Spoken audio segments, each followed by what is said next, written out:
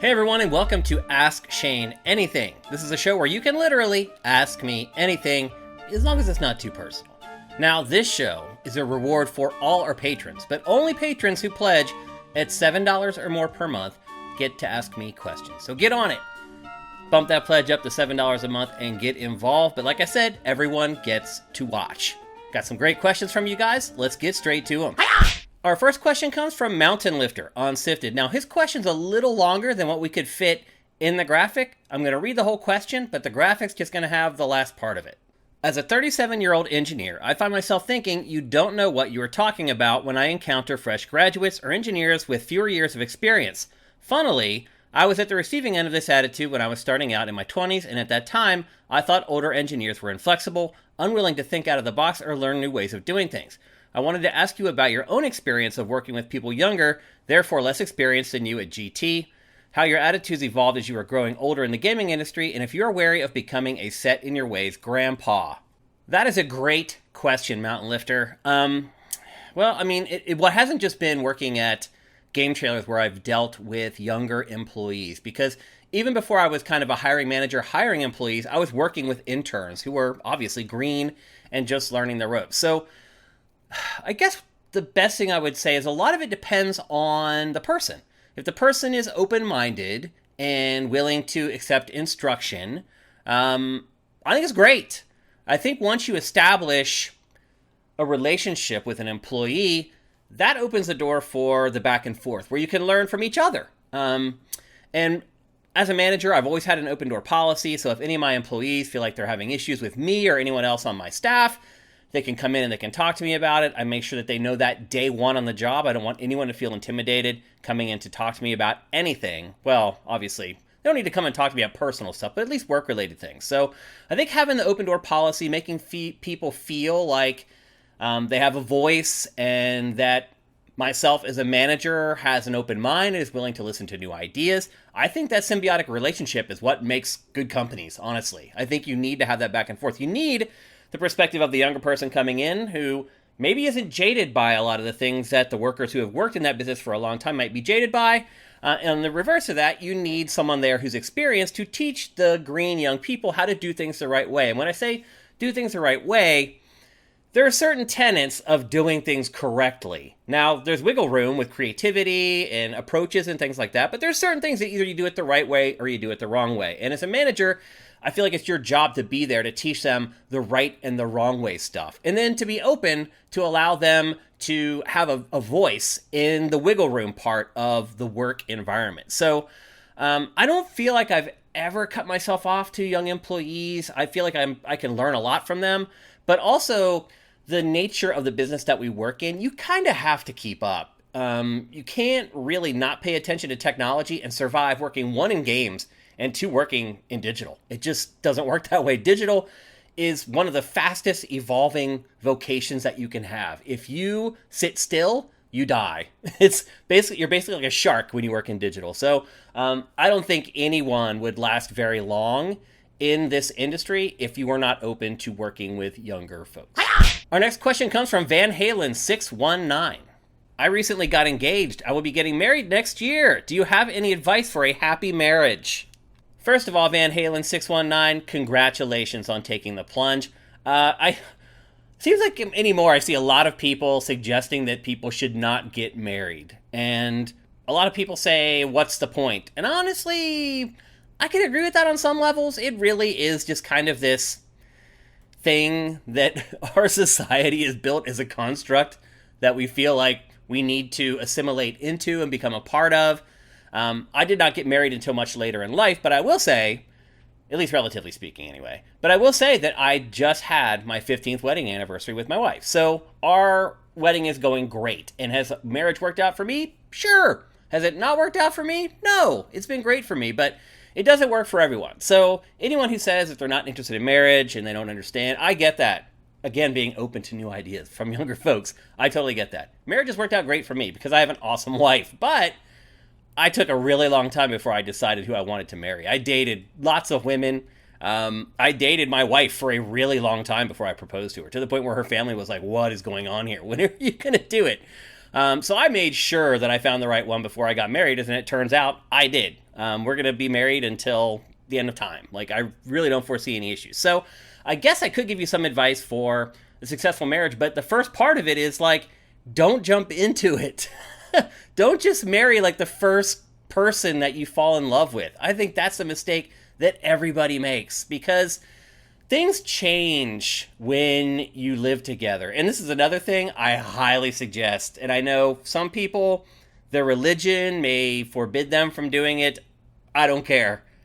I highly recommend living with the person before getting married, because it's so easy to put on airs when you're just going out on dates all the time. And you just have like 1 or 2 days a week where you have to be on it. When you live together, all that pretense is washed away, and you just figure out who that person really is. And therefore, I highly recommend living with someone at least a year. Go through all the seasons with them before you pull the trigger. That would be my first thing before getting married. Once you're married, take your vows seriously. Now, you may have your own vows, but the core of the wedding vows, take them seriously. Don't say them if you don't believe them. And if you do take them seriously, like my wife and I did, you will have no problems if you just follow the vows that you swear in front of your family, in front of your friends, that you are going to take care of this person, you are together forever, and you're going to go through life with them through thick and thin. There's going to be thick, there's going to be thin. Are you going to survive through the thin? That's the X factor. And again, I think living with someone a year before you decide to pull the trigger on marriage is something that will help with that. So that's the first thing. Just take your vows seriously. And second of all, I would say, be prepared for a couple curveballs. There's going to be a couple things, even if you've lived with your significant other for a year, there's still going to be things that come up that you're like, whoa, wow, that caught me off guard. Just expect those, and don't freak out when they happen. Take a step back, take a deep breath, say, we're committed to each other. This is minor in the grand scheme of things, and then figure out a way to talk with the person and work it out. Never get angry, and never discuss things when you're angry in your relationship. So that's another thing I would suggest. And then number 3 is just be good to the person. You'll be shocked at, if you treat people well, how well they will treat you in return. And that's the whole idea of a marriage, the symbiotic relationship, the back and forth. So 3 rules to marriage, those are the 3 I would give you. But most importantly, just make sure that they're the right one before you get into a marriage. And our next question comes from Joaquim Dragoon. With AI becoming more advanced, as seen with AI-created art, do you think that game development will ultimately benefit from AI doing some of the work? Do you think it's bad for creativity?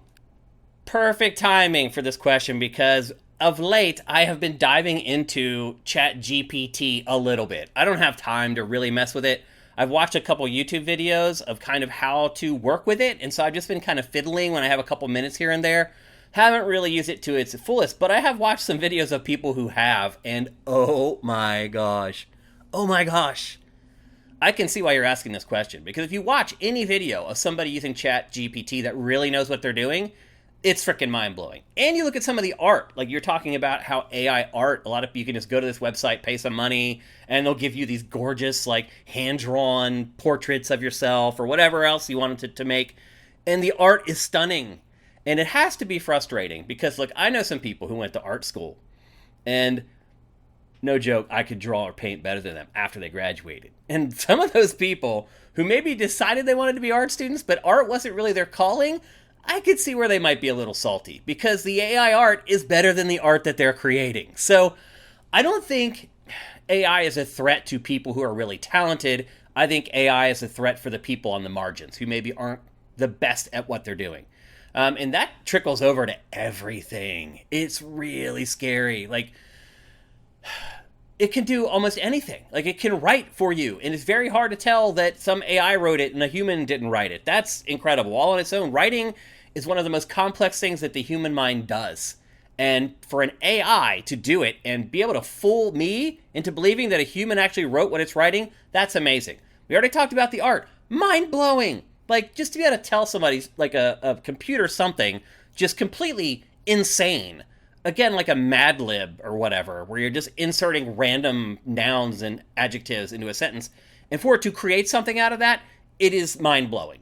I mean, it's a little scary, I'll be honest with you. And if you're an artist, I can see why, even if you are on the fringes, you might be scared. Because some of the stuff that AI is cranking out is awesome. So Is it a threat to artists in general? A little bit, but it's mostly a threat to people who aren't really good at what they do. Now, I think the advantage to this is that you can automate a lot of mundane tasks. For example, let's say you run a website and you're just rewriting press releases or whatever. Why would you waste your time doing that anymore?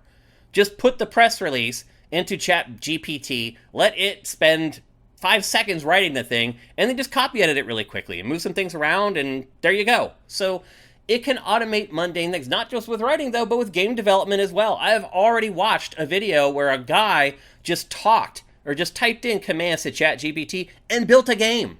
It built a game all on its own. And it was simple. It was like a 2D Atari 2600 level game, but it's going to get better. So yes, absolutely. Can it do things like populate a landscape with trees and rocks and shrubs and things like that? Yes, it can. You don't need to hire someone to do stuff like that anymore. All the mundane parts of any job look like they're going to be able to be replaced by AI. Now, my dad always told me, if there's something in your industry that's taking away all the jobs, learn how to fix the thing that's taking the jobs. Now, he would reference that with robots. He'd be like, look, son, if the world is being overtaken by robots, learn how to fix the robots. And I think a little bit of that can apply to AI. Like, if you can get good at using the AI and be better at using the AI, does that not become a skill on its own? So there's different angles to look at. Like, the taking away of the mundane tasks, I think, is going to be a game changer as far as AI is concerned. And it may be for the good, it may be for the bad, but I do think overall, productivity will go up. Our last question for this episode comes from Derek D111.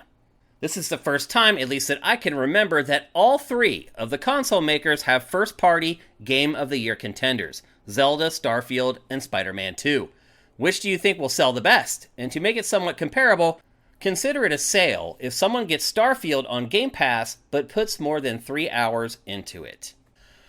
Okay, Derek, I gotta say that your last little caveat there kind of ruins the experiment. Because if you're gonna say someone who spent $15 a month spent 3 hours with the game, that means that they would have spent $70 on the game? I don't agree with that. So I'm just gonna tell you right now, I'm just gonna disqualify that. And what I'm gonna do is I'm going to look at it as if Starfield were sold at retail and you couldn't get it for basically $15. So I think that's the more fair way to do it. I understand what you were trying to do there. I just think there's a better way to approach this. So you're right.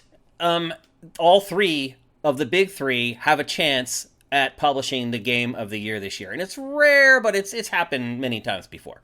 But this year, you're right. We got some ringers here. So I'm going to take it game by game. Let's start with Zelda. Zelda, probably the game we know the least about. I don't know, we don't know a lot about Starfield either, to be honest.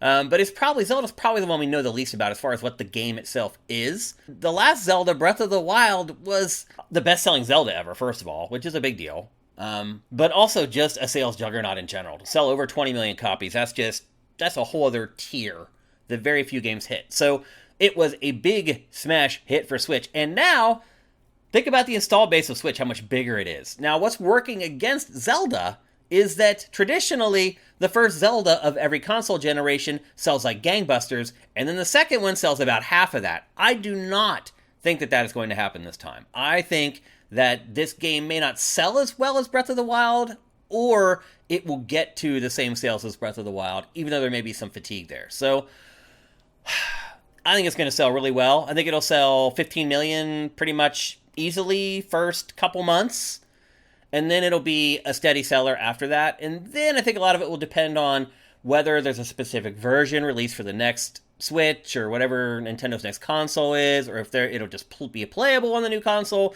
A lot of that will depend on what kind of legs it has, because once Nintendo turns a page to that new console, most consumers are as well. So that could affect sales of it. But overall, I think it's going to do very, very well.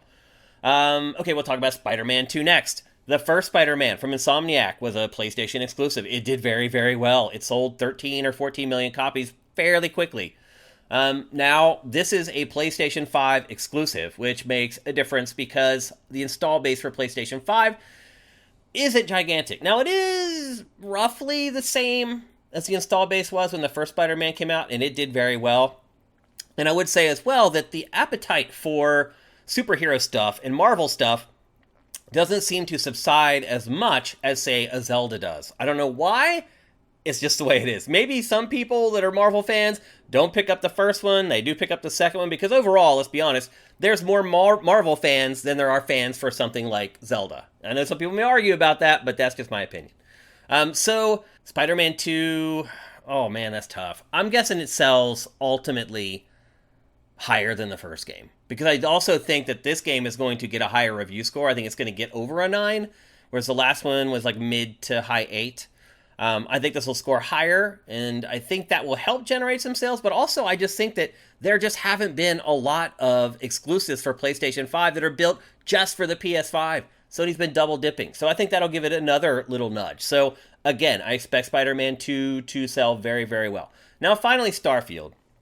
And I left that last on purpose because it is an anomaly, and we do have like a special rule that we're following to predict sales for Starfield. I would argue that Starfield, as I'm sitting right now, is probably going to sell the least of the three. If it were for sale for $70. One, because it's a brand new IP that no one's ever heard of. Two, looking at Bethesda's track record for its game releases, a lot of times it releases games that are buggy or unfinished, and so its review scores could come in significantly lower than Zelda or Spider-Man. Could get a perfect 10, but it has a higher probability of not scoring as high as the other two games. So I predict this Starfield, if it were just a retail game, would sell the least of the three. Now I have to decide between Spider-Man and Zelda. That's a tough one. I mean, I guess ultimately, I'm just going to go with the math. And the math says that Zelda is going to be the best-selling game of the three. There's just so many Switches out there. And I do realize that, and even my nephews and my nieces, they aren't really into playing, like, Zelda and Mario. They're into playing stuff like Fortnite. And so, my nieces and nephews aren't excited for the new Zelda. They're not talking to me about it. They're still worried about where their next V-Bucks card is coming from. So, I do think Zelda will sell the best. Which game will become Game of the Year? It's going to be Zelda. Unless Zelda is a complete travesty, it's going to be Zelda. If the game is even a little bit better than Breath of the Wild, and all these journalists gave Breath of the Wild perfect 10s already, how are they even going to score Tears of the Kingdom? They're going to give it an 11 or a 12. So I think Zelda right now has the inside track for Game of the Year. I think it also probably has the inside track to be the best-selling game of 2023. All right, that's going to do it for this episode of Ask Shane Anything. Once again, thanks to everybody who pledges at $7 or more per month.